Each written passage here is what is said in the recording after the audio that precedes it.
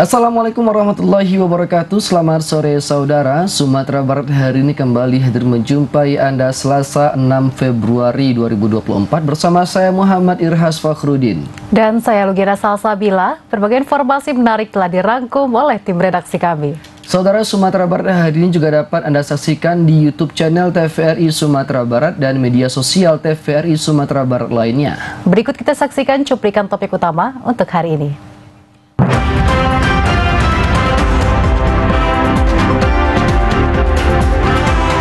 Kota Batu Sangkar dihujani abu vulkanik. Polres Pariaman mengamankan belasan jerigen BBM bersubsidi yang akan diselundupkan.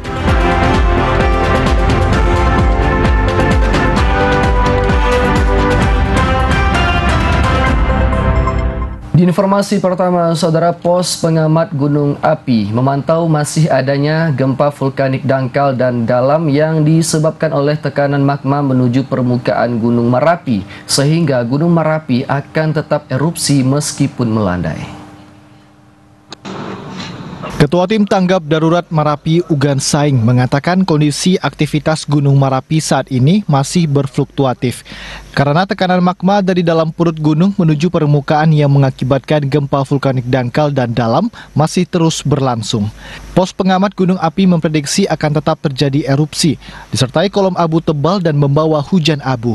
Meskipun jumlah erupsi saat ini cenderung mengalami penurunan selama seminggu terakhir. Untuk potensi Merapi ke depannya, pihak pos pengamat gunung api masih melakukan pemantauan. Pihaknya belum bisa memprediksi akan adanya letusan yang lebih besar.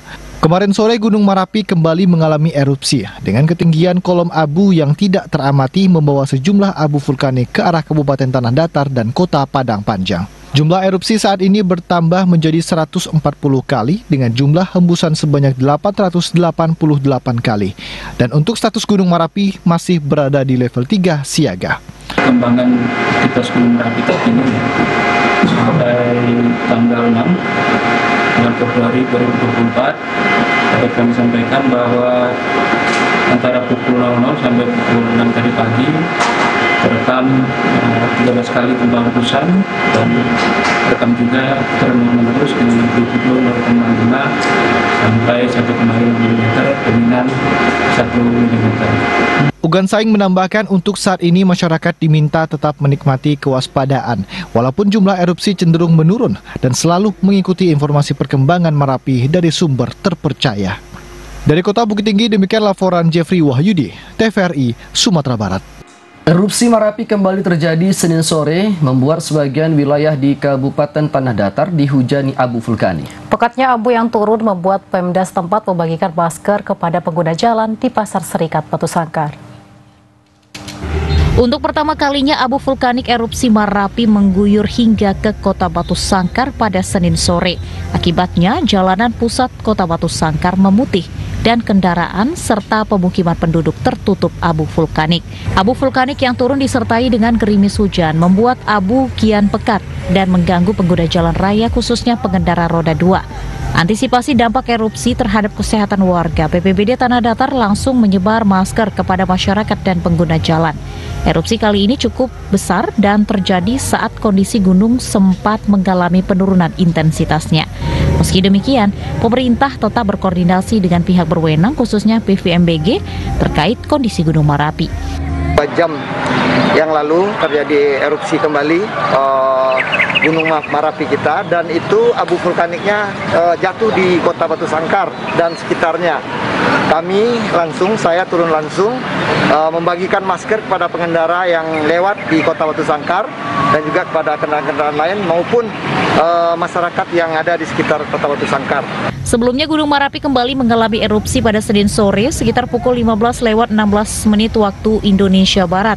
Sejak 1 minggu terakhir, intensitas erupsi tercatat sempat menurun, namun status Merapi masih berada pada level 3 atau siaga.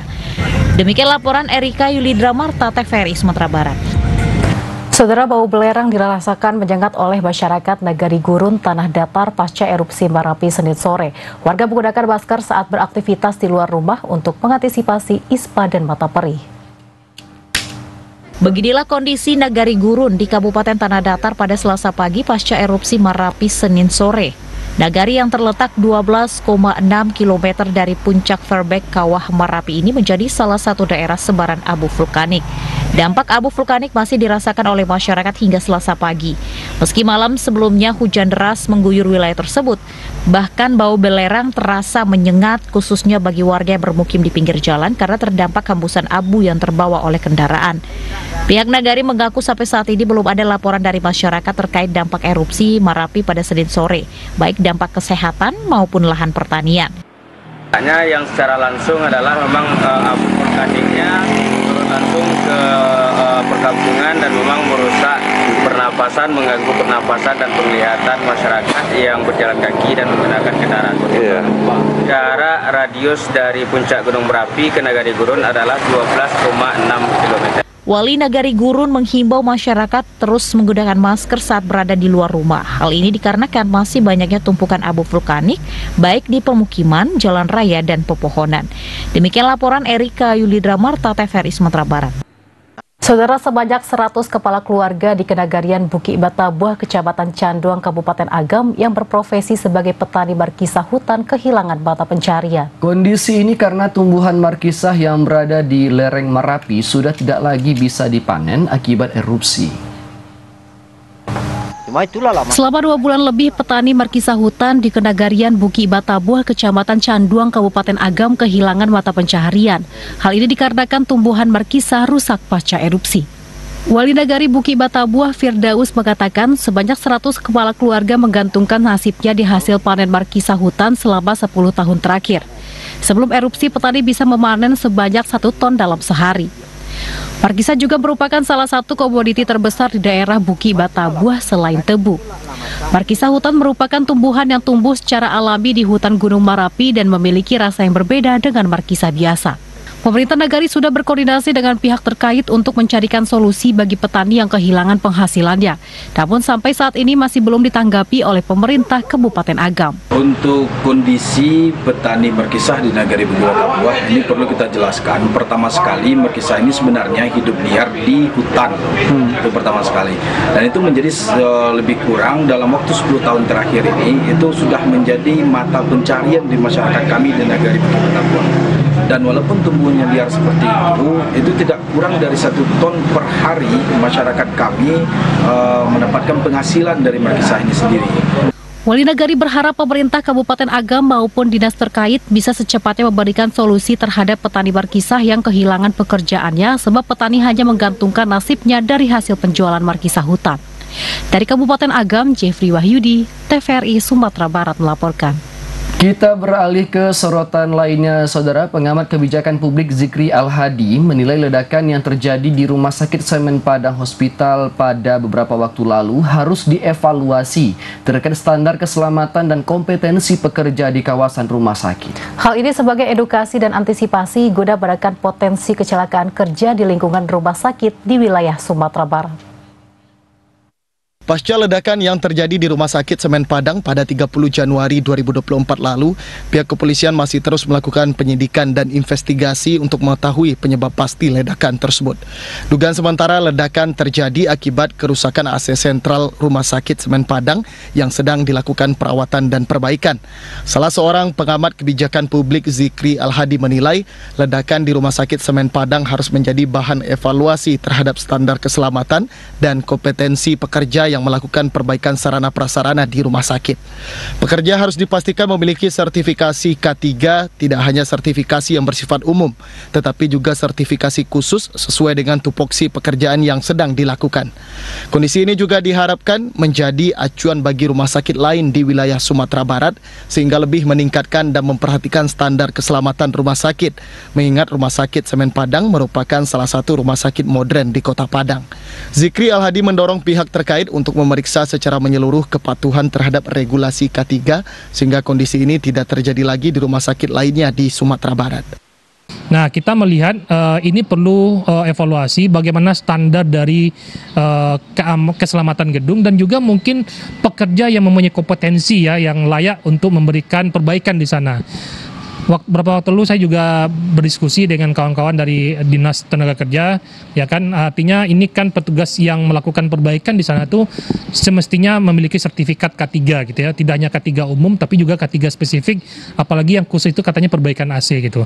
Nah, kita menunggu penyelidikan dan investigasi dari pihak yang berwajib, termasuk juga dari Ketenagakerjaan, apakah ada pelanggaran prosedur di sana gitu. Sementara itu, Zikri Al-Hadi berharap pihak terkait dapat menyampaikan hasil penyidikan dan investigasi kepada publik secara transparan sebagai bahan evaluasi bagi pembuat kebijakan agar lebih baik dan menekan potensi terjadinya kecelakaan kerja. Irwan Santoso, Joni Sartika, TVRI Sumatera Barat. Saudara, Satuan Reserse Kriminal Polres Pariaman mengamankan belasan jerigen BBM bersubsidi yang hendak diselundupkan ke daerah Kotobangko, Sungai Geringging. BBM bersubsidi yang diselundupkan akan dijual pelaku dengan harga yang lebih mahal. Inilah belasan jerigen berisikan bahan bakar minyak jenis Pertalite yang berhasil diamankan tim Sparta Satuan Reserse Kriminal Polres Pariaman.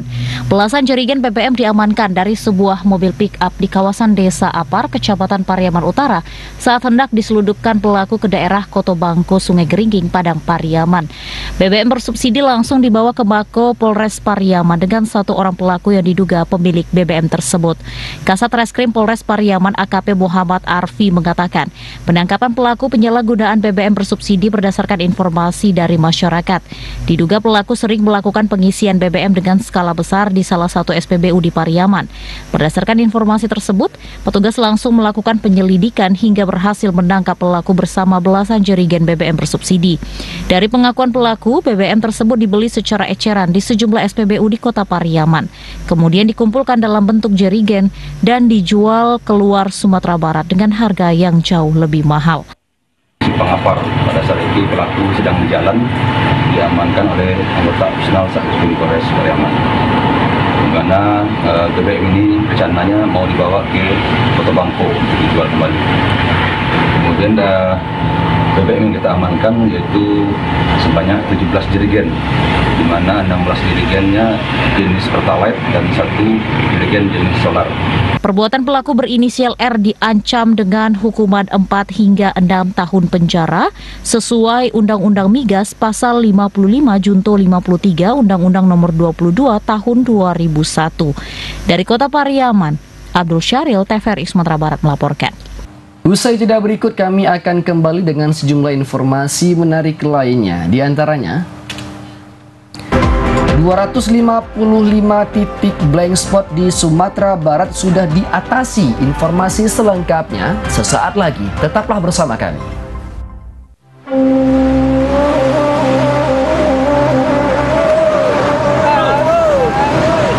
Susah. Bagi tangkapan titik. Cara bagus. Abu yang banyak pagi tadi. Sama Pak Mai, Pak Mai. Susah. Apa lah? Kita ini kan mau pemilu nih Bapak. Ya betul bulan 2. Mana kalau kita pilih pemimpin yang pro nelayan. Coba. Setuju ya. Assalamualaikum. Waalaikumsalam. Tadi kedengaran ngomong-ngomong tentang pemimpin. Kenapa susah? Kalau saya pilih aja yang ini. Saya? Yang ini. Oh yang ini. Iya. Kalau saya ada itu Pak. Apa itu janji-janji yang ada? Kita perlu milih pemimpin yang pro nelayan ya Pak Maya. Pemimpin yang ini berubah semuanya, memperhatikan rakyat, memperhatikan nelayan, itu maunya. Alah, cuma janji-janji tuh Pak Adang, nggak ada buktinya. Mana buktinya? Ayo kita buktikan saja nanti 14 Februari. Ayo, siapa takut? Ayo.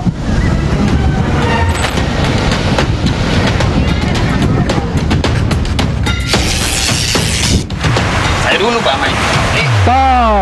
Stop, anak muda, Bapak, jadikan pemilu ajang persaingan sehat, bukan permusuhan.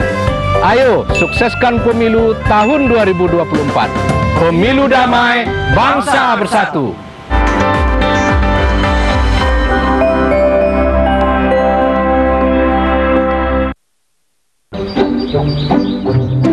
Jadi, Bapak Ibu sekalian, memang untuk penyaluran set-top box gratis wilayah ini, kamilah penanggung jawabnya. Benar. LPS lah yang berkomitmen menyediakan bantuan STB untuk rumah tangga miskin. Perkiraan jumlah rumah tangga miskin 6,7 juta. Ini sesuai PP 46 tahun 2021. Kominfo pun juga ikut dalam penyaluran STB. Pemerintah mempersiapkan sekitar 1 juta bantuan STB. Walah, jadi wilayah ini tanggung jawab TV swasta. Iya. Nah, jika Bapak Ibu ingin memantau info penyaluran STB, bisa lihat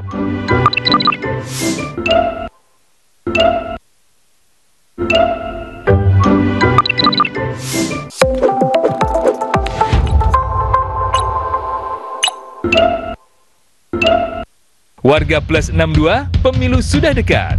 Sudah pada tahu apa saja tahapan dan jadwal penyelenggaraan pemilu 2024? Simak informasi berikut ini. Pencalonan anggota DPD. Pencalonan anggota DPR, DPRD Provinsi, dan DPRD Kabupaten atau Kota.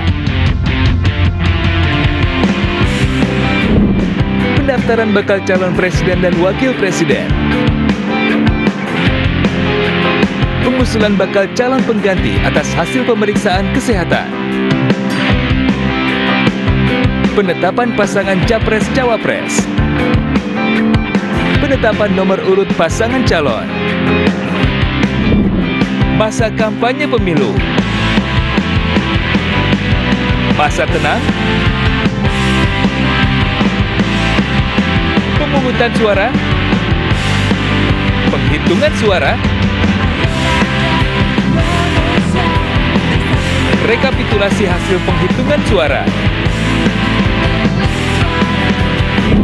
Suara rakyat, suara pemilu.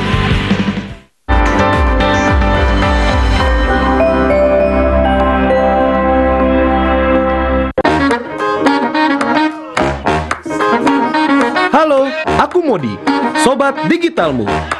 Kamu tahu nggak kalau siaran TV analog akan diganti menjadi digital?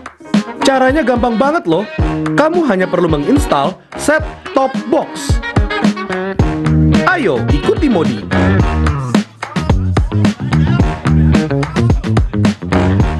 Siaran TV digital membuat gambar televisimu menjadi lebih bersih.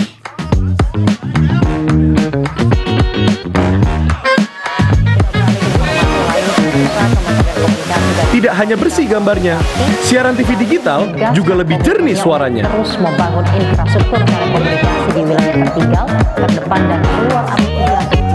Selain membuat gambar lebih bersih dan suara lebih jernih, teknologi TV digital juga lebih canggih.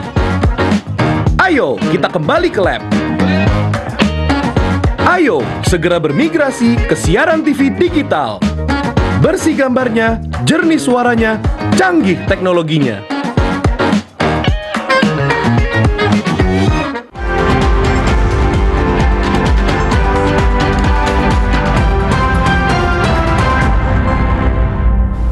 Terima kasih Anda masih bersama kami, saudara. Kita ke informasi selanjutnya. Jalan Raya Payakumbuh Bukit Tinggi di Jorong Kota Baru Nagari Batu Hampa, Kecamatan Akabiluru, Kabupaten 50 Kota ambles akibat tergerus aliran parit yang berada di bawah jalan utama. Kerusakan semakin parah sejak beberapa bulan terakhir. Akibatnya kendaraan berukuran besar yang akan melintas terpaksa ekstra hati-hati. Kerusakan Jalan Raya Payakumbuh Bukit Tinggi di Jorong Kota Baru Nagari Batu Hampa, Kecamatan Akabiluru, Kabupaten 50 Kota semakin parah. Terlihat kondisi jalan utama sangat mengkhawatirkan dan mengancam nyawa pengendara yang melintas. Sebab di bagian sisi kiri jalan dari arah Payakumbuh menuju Bukit Tinggi telah membentuk jurang. Kerusakan jalan bahkan sampai ke badan jalan. Menurut warga, jika kerusakan jalan yang ambles tidak segera ditangani dengan serius, bisa menyebabkan korban jiwa terperosok ke dalam jurang, karena tanah di lokasi tersebut labil.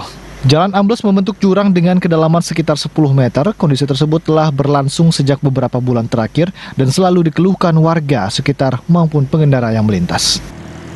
Namanya Bandar juga. Itu namanya.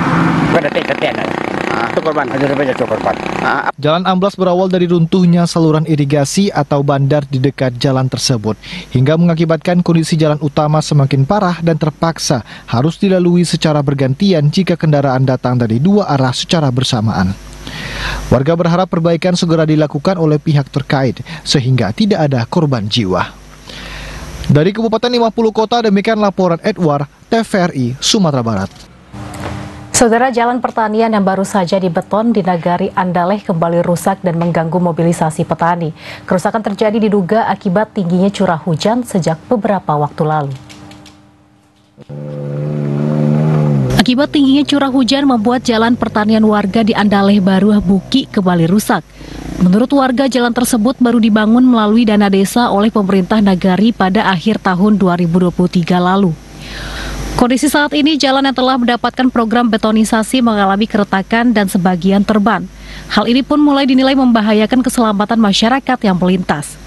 Setiap harinya lebih 200 petani Jorong Andaleh melintasi jalan tersebut untuk menuju sawah dan ladang. Akibat jalan rusak, petani harus ekstra hati-hati terlebih kerusakan terdapat pada sisi yang curam. Ya agak awas-awas lah Pak, kan ya tengoklah kondisi jalannya kayak gini kan, ada retak. Nanti takutnya kita nanti ke bawah sama runtuhannya ke bawah Pak. Sebelumnya mah bagus Pak, karena cuaca hujan sering turun di sini Pak. Jadi jalannya kayak gini lah, kemarin dah runtuh terus diperbaiki. Kayak gitu aja Pak. Kabarnya lebih parah dibanding ini Pak, sebelum diperbaiki atau seperti apa? Iya, parah, lebih parah daripada ini. Awalnya berarti Pak ya? Udah retak-retak, nggak bisa motor naik. Warga berharap kerusakan yang terjadi bisa diperbaiki oleh pihak yang berwenang.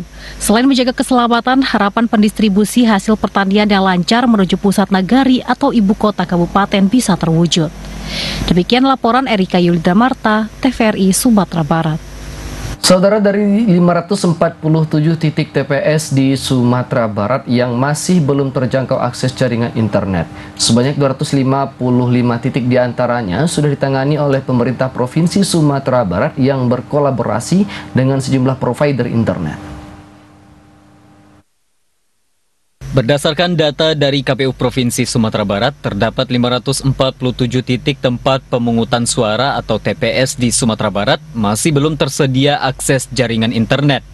Mengantisipasi hal tersebut, Dinas Komunikasi Informatika dan Statistik Diskominfotik Provinsi Sumatera Barat melakukan sejumlah upaya dalam menangani hal tersebut, mendukung pelaksanaan pemilu serentak 2024. Salah satunya berkoordinasi dengan provider untuk bisa melakukan penguatan jaringan internet di tempat-tempat blank spot. Kepala Dinas Komunikasi Informatika dan Statistik Provinsi Sumatera Barat, Siti Aisyah mengatakan, dari 547 TPS blank spot di sejumlah wilayah Sumatera Barat, 255 titik diantaranya sudah ditangani berkolaborasi dengan provider. Sementara masih tersisa 292 titik yang masih dalam keadaan blank spot.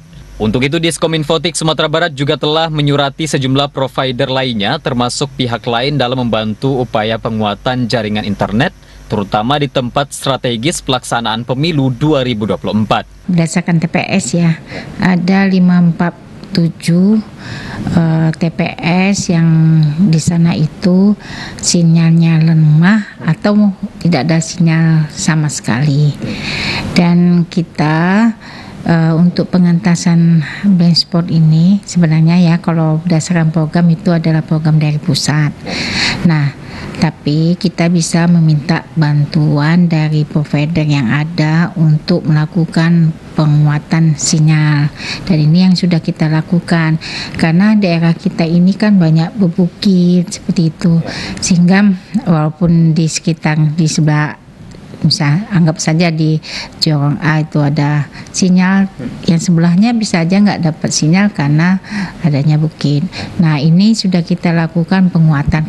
Kadis Kominfotik Sumatera Barat menambahkan, dari total titik TPS yang blank spot tersebut, paling dominan terdapat di wilayah Kabupaten Kepulauan Mentawai, seperti di Siberut, Sipora, dan Sikakap. Bima Prasetya, Joni Bakri, TVRI Sumatera Barat. Saudara, pemerintah Provinsi Sumatera Barat menunggu hasil analisis dan kajian risiko dari tim gabungan Kementerian PUPR bersama Balai Sanitasi Wilayah terkait kelaikan TPA Regional Payakumbuh. Hasil kajian risiko tersebut nantinya akan menjadi dasar untuk memastikan apakah TPA Regional Payakumbuh akan diperbaiki atau harus ditutup secara permanen. Kepala Dinas Lingkungan Hidup Provinsi Sumatera Barat Tasliatul Fuadi mengatakan, Pemprov telah menyurati Kementerian PUPR karena rusaknya TPA Regional Payakumbuh. Saat ini tim dari Kementerian PUPR bersama Balai Teknologi Sanitasi Wilayah Sumatera Barat melakukan kajian dan analisis risiko terkait kelaikan perbaikan tempat pembuangan akhir sampah Regional Payakumbuh yang longsor pada 20 Desember 2023 lalu.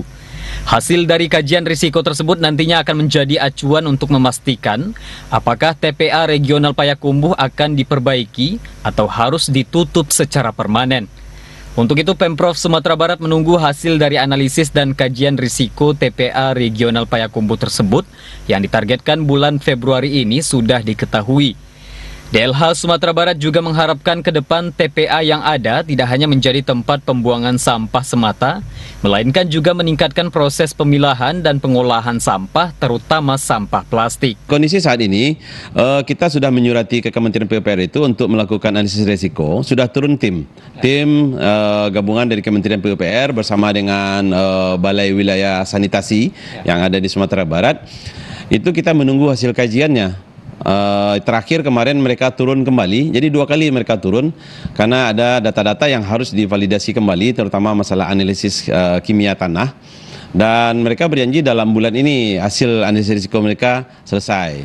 Nah, memang semenjak terjadinya penutupan TPA regional di Payakumbuh ini memang menimbulkan dampak kepada kabupaten kota yang selama ini memanfaatkan TPA tersebut, terutama kota Bukit Tinggi dan Payakumbuh. Longsornya TPA Regional Payakumbuh pada 20 Desember 2023 lalu membuat proses pembuangan sampah khususnya di 4 wilayah diantaranya Payakumbuh, Bukit Tinggi, Agam, dan 50 kota menjadi terganggu.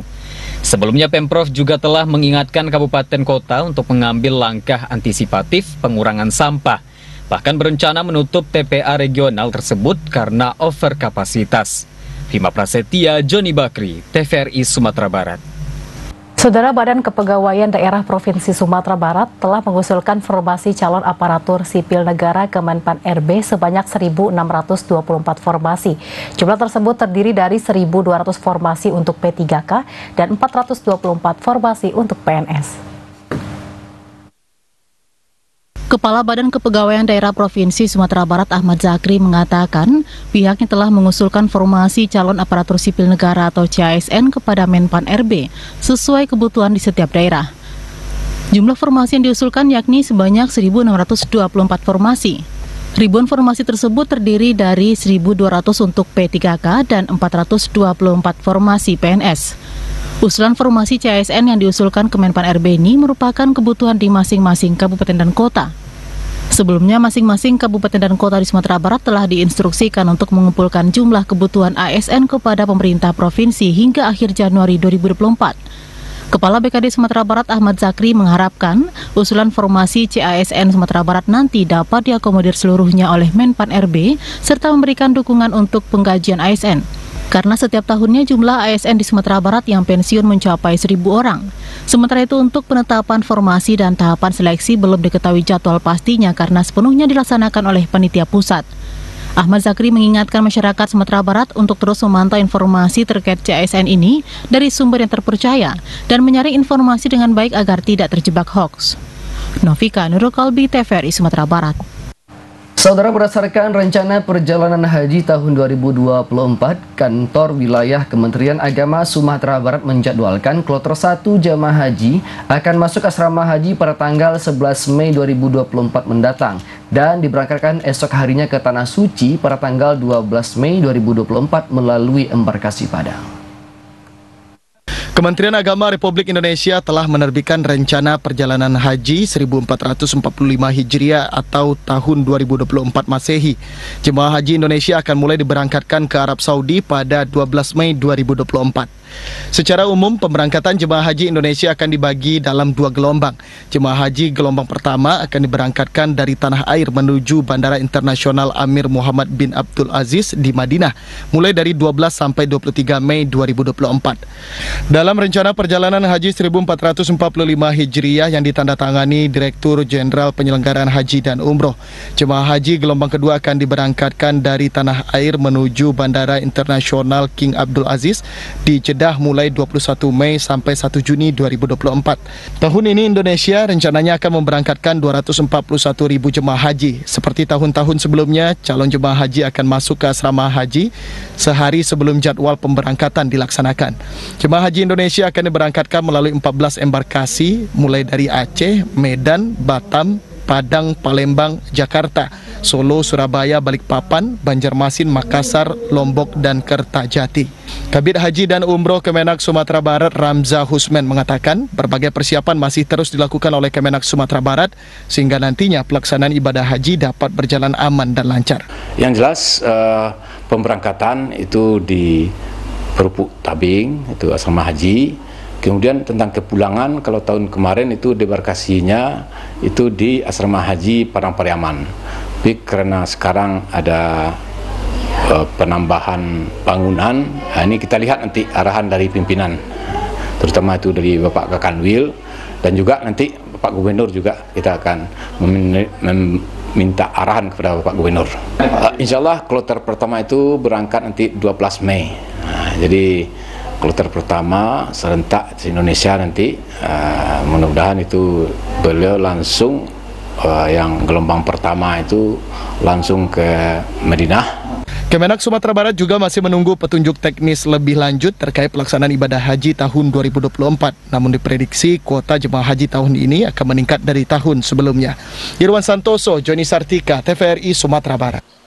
Saudara, anggota pemadam kebakaran Kota Pariaman mengevakuasi seekor ular berbisa jenis kobra di dalam kamar rumah warga di Desa Balai Kuraitaji, Kecamatan Pariaman Selatan, Kota Pariaman. Ular sepanjang 1,5 meter dievakuasi menggunakan alat khusus dan ular akan dilepas liarkan ke hutan yang jauh dari pemukiman warga. Sejumlah anggota pemadam kebakaran Kota Pariaman berhasil mengevakuasi ular berbisa jenis king cobra yang masuk ke dalam kamar rumah warga. Hewan reptil berbisa berukuran kurang lebih 1,5 meter ini ditemukan bersembunyi di belakang lemari kamar. Ular kobra dievakuasi menggunakan alat khusus dan akan dilepaskan ke hutan yang jauh dari permukiman warga. Ular tersebut diduga masuk ke dalam rumah dari semak belukar yang ada di sekitar rumah. Warga diimbau untuk selalu waspada dengan menutup pintu saat rumah dalam keadaan kosong atau ditinggal keluar rumah. Ada ular masuk ke dalam rumah. Setelah kami dapat informasi, kami langsung turun ke lapangan dan setelah melakukan pemeriksaan dan benar ditemukan ular tersebut berjenis kobra. Terus ukurannya cukup besar juga, Bang? Lumayan besar. Jadi kami melakukan penangkapan dan alhamdulillah kami berhasil dan kami ular tersebut akan kami rilis. Pihak Damkar mengimbau jika menemukan hal-hal yang berbahaya terutama ular untuk segera melapor agar tidak membahayakan warga. Dari Kota Pariaman, Abdul Syahril, TVRI Sumatera Barat. Rumah makan, bengkel motor, dan sebuah musola milik Polsek Sungai Limau di Kecamatan Sungai Limau, Kabupaten Padang Pariaman hangus terbakar. Tidak ada korban jiwa dalam kebakaran ini, namun kerugian ditaksir mencapai ratusan juta rupiah. Beginilah kobaran api yang membesar menghanguskan sebuah rumah makan, bengkel motor, dan musola milik Polsek Sungai Limau di Kecamatan Sungai Limau, Kabupaten Padang Pariaman pada Senin malam. Kobaran api terus membesar karena banyaknya bahan yang mudah terbakar di dalam bangunan, terutama bengkel sepeda motor. Petugas pemadam kebakaran yang berasal dari Kota Pariaman, Padang Pariaman, Padang Panjang, dan Agam berjibaku melakukan pemadaman. Berselang 2 jam, api bisa dipadamkan. Tidak ada korban jiwa dalam musibah kebakaran ini, sementara kerugian ditaksir mencapai ratusan juta rupiah. Kapolsek Sungai Limau, Ajun Komisaris Polisi Diki Satria menyebutkan, belum diketahui penyebab kebakaran, namun api diduga berasal dari rumah makan. Untuk mengetahui penyebab kebakaran, pihak kepolisian masih melakukan penyelidikan. Ada percikan api di sebelah kantor yang pemilik saudara Sair, pemilik yang ada menjual oli dan jual minyak, masuk ke pencucian mobil. dengan terjadinya ledakan, makanya api menyabar ke musola polsek. Sementara kejadian ini ada di dua tempat, satu dekat Polsek Sungai Limo, yang satu lagi di daerah Air Manis, Kecamatan Sungai Limo. Di waktu yang sama dan di kecamatan yang sama, kebakaran juga menghanguskan sebuah rumah tak berpenghuni di daerah tersebut. Kebakaran sempat menyebabkan kemacetan panjang, mengingat lokasi kebakaran persis berada di tepi jalan lintas Pariaman Pasaman. Dari Padang Pariaman, Abdul Syaril, TVRI Sumatera Barat melaporkan. Saudara, berikut kita ikuti informasi terkait tahapan pelaksanaan pemilu serentak tahun 2024 dalam segmen Cerdas Memilih.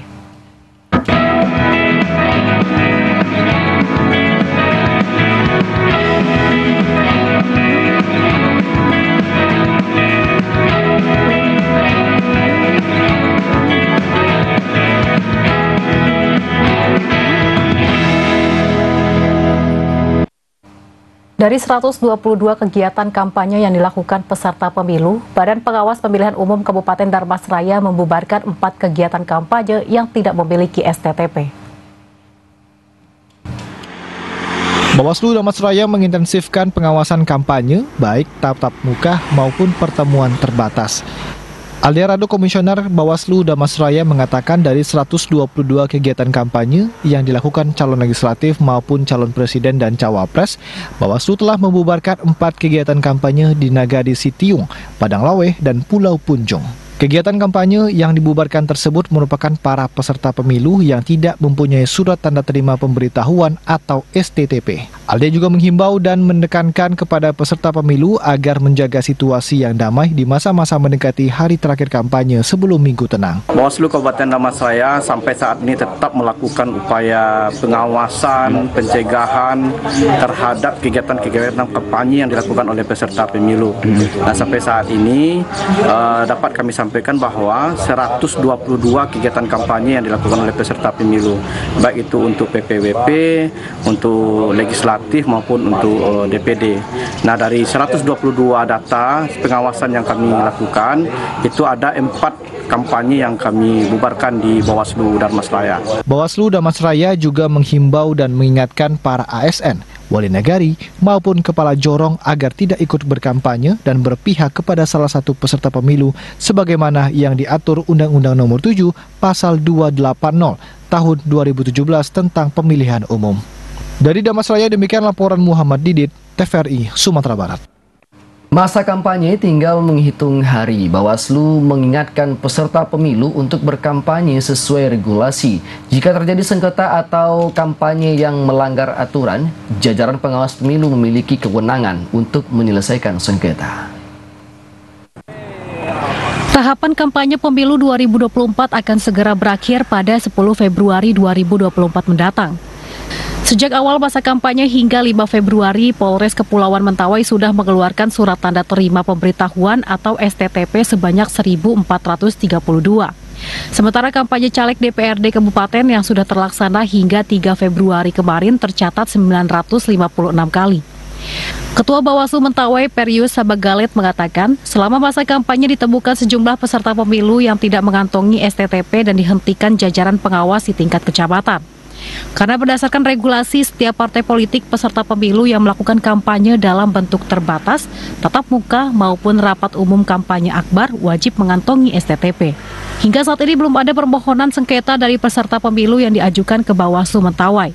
Jika terjadi sengketa tingkat kecamatan, jajaran pengawas pemilu memiliki kewenangan untuk menyelesaikannya yang melibatkan tokoh masyarakat.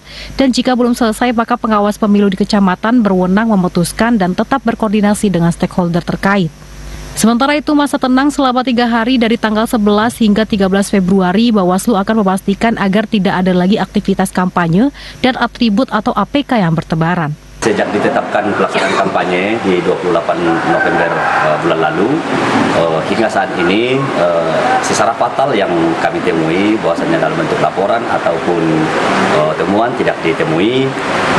Adapun riak-riak sedikit telah mampu diselesaikan oleh jajaran kita di kecamatan secara persuasif, sehingga antar peserta maksudnya dalam hal pelaksanaan kampanye dapat ditertibkan atau diamankan oleh jajaran pengawas tingkat kecamatan. Dari Kabupaten Kepulauan Mentawai, demikian laporan Cornelia Septin Rahayu, TVRI Sumatera Barat. Saudara, 14 hari pasca penyelidikan, Bawaslu Kabupaten Pasaman Barat hentikan proses dugaan pelanggaran pemilu dengan terlapor Bupati Pasaman Barat Hamsuwardi. Bawaslu mengaku ada satu unsur dari Gakumdu yang tidak sepakat dengan unsur pejabat negara kepada pelapor, sebagaimana Pasal 547 Junto 282 Undang-Undang Pemilu Nomor 7 Tahun 2017. Hasil pleno Bawaslu Kabupaten Pasaman Barat menetapkan proses penyelidikan laporan dugaan pidana pemilu dengan terlapor Bupati Pasaman Barat dihentikan di proses penyelidikan Senin kemarin.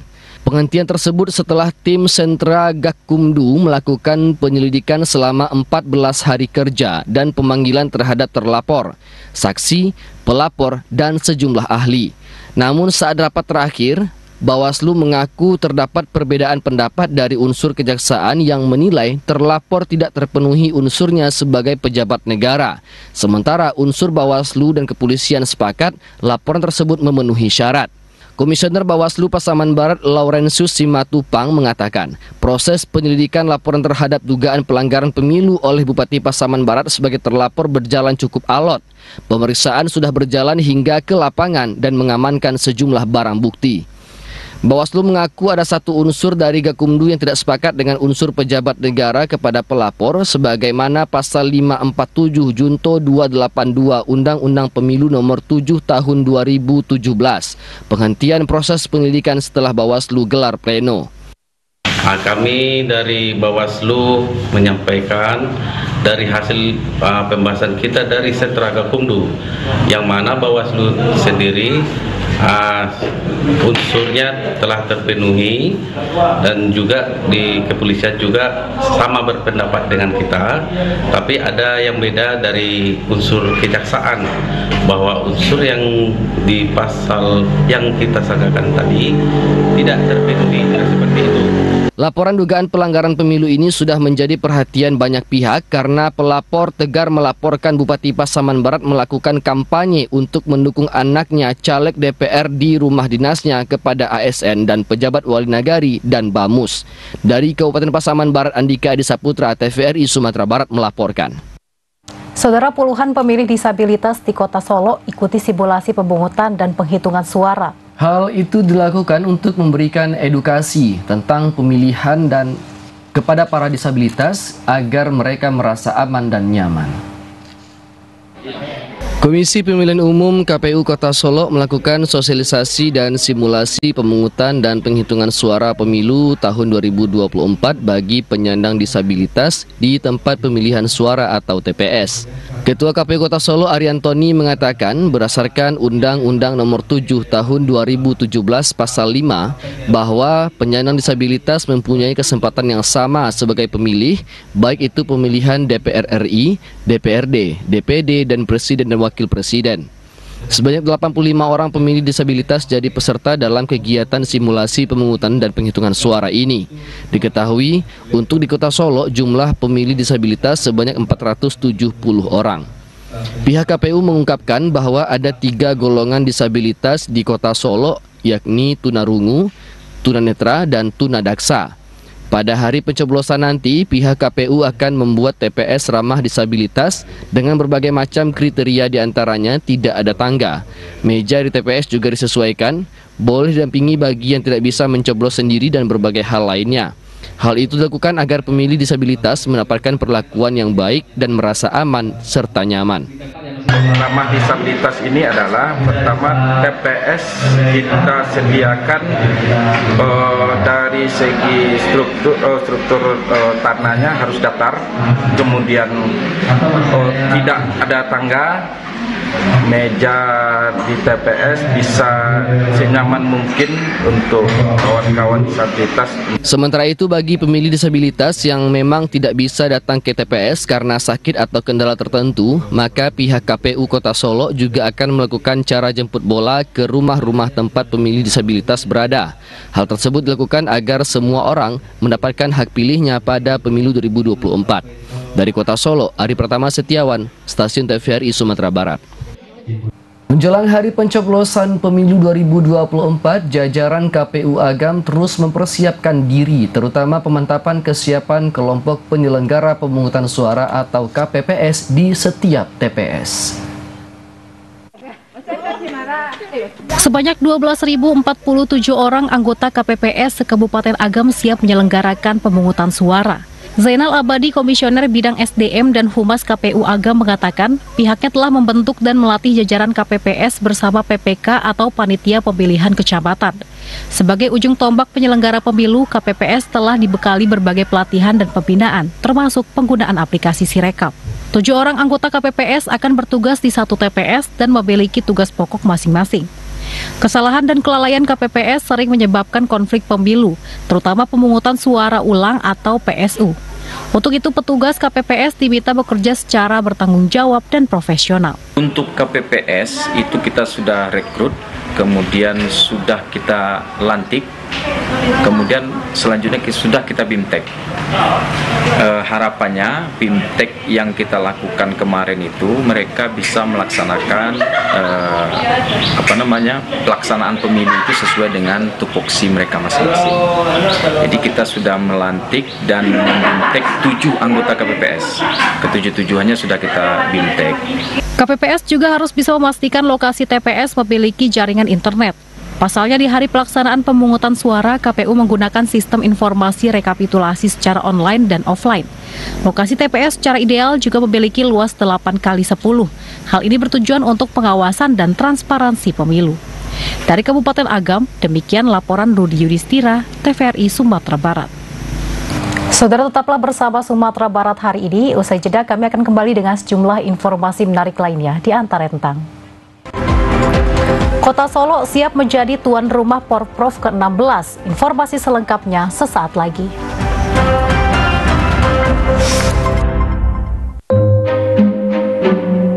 Anak si Mida, cucu Teh Roy. Nampak kitik sekali dah, Ambo. Cincin stinting dulu ya, ndak? Wih, sebenarnya santing kok.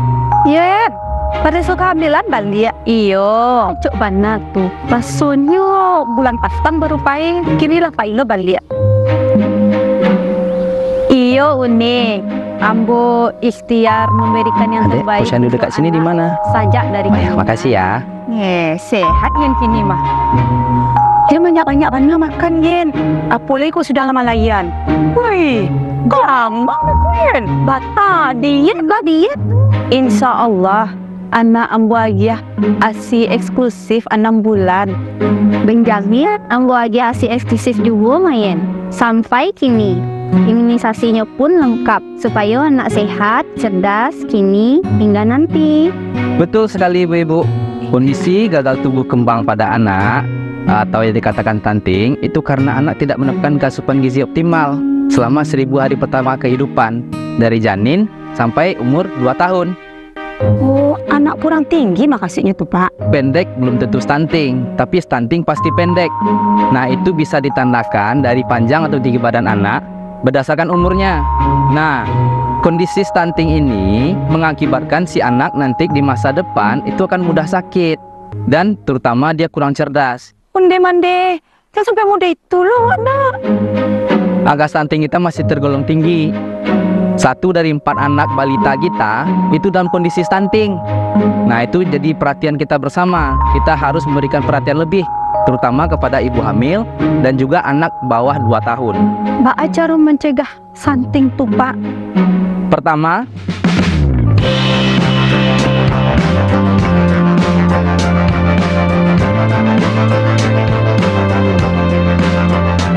kalau adonan new diet supaya budinya gol balik, mbak tuh Pak. Yo, ada pula tuh ibu yang tak nio magi anaknya asi, mbak tuh Pak. Nah, ibu menyusui itu nak Bu harus mendapatkan cukup gizi, cukup makanan, karena dia tuh harus memberikan anak juga makanan melalui ASI mereka. Jadi kalau kita dietnya yang salah, kasihan kita sama anak kita Ibu. Oh gitu. Ya, pencegahan dan penanganan stunting itu jadi tanggung jawab kita bersama untuk menghadirkan sumber daya manusia yang unggul menyongsong Indonesia Emas 2045. Yuk cegah stunting, anak sehat, masa depan cemerlang.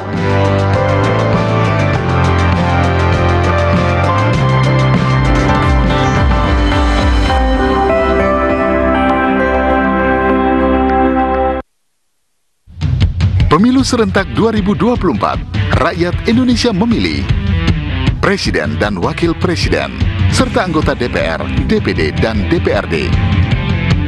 Undang-Undang Nomor 7 Tahun 2017 adalah dasar penyelenggaraan pemilu serentak 2024. Ayo kita nyoblos. Rabu, 14 Februari 2024. Hidupkan demokrasi dengan suaramu.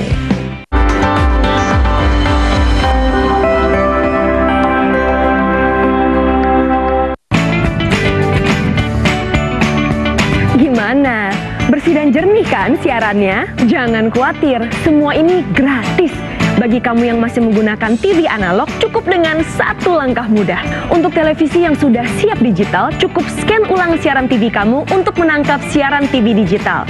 Banyak pilihan programnya, bersih gambarnya, jernih suaranya, dan canggih teknologinya. Ayo, kita beralih ke siaran televisi digital.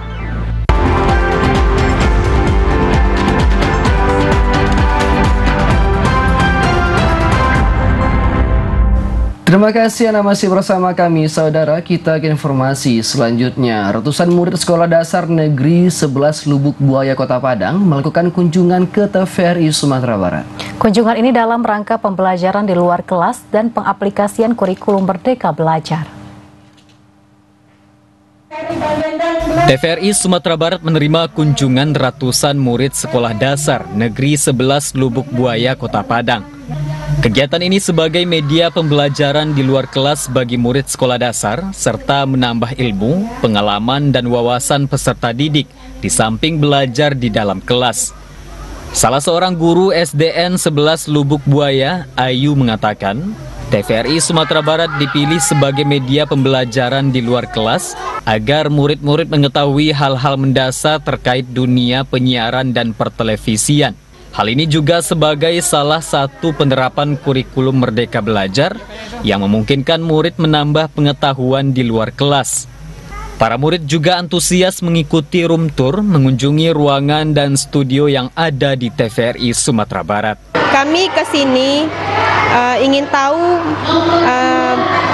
bagaimana pekerjaan para reporter, para penyiar berita oleh anak-anak kami.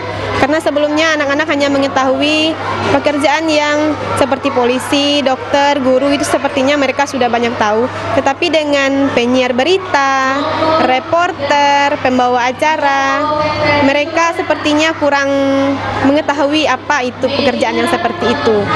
Diharapkan para murid dapat mengetahui hal-hal mendasar terkait dunia pertelevisian, sehingga mereka juga memiliki ketertarikan di usia dewasa nanti tidak hanya menjadi seorang polisi, tentara, ataupun dokter, tetapi juga menjadi seorang penyiar, reporter, dan pegawai di lembaga penyiaran publik TVRI. Bima Prasetya, Adfriandi, TVRI Sumatera Barat. Saudara, Kota Solo siap jadi tuan rumah Porprov ke-16 tahun 2025 mendatang. Sembari waktu berjalan, pihak pemerintah Kota Solo akan menyiapkan venue dan fasilitas pendukung lainnya. Kota Solo menyatakan kesiapan penuh untuk menjadi tuan rumah Pekan Olahraga Provinsi atau Porprov Sumbar tahun 2025 mendatang.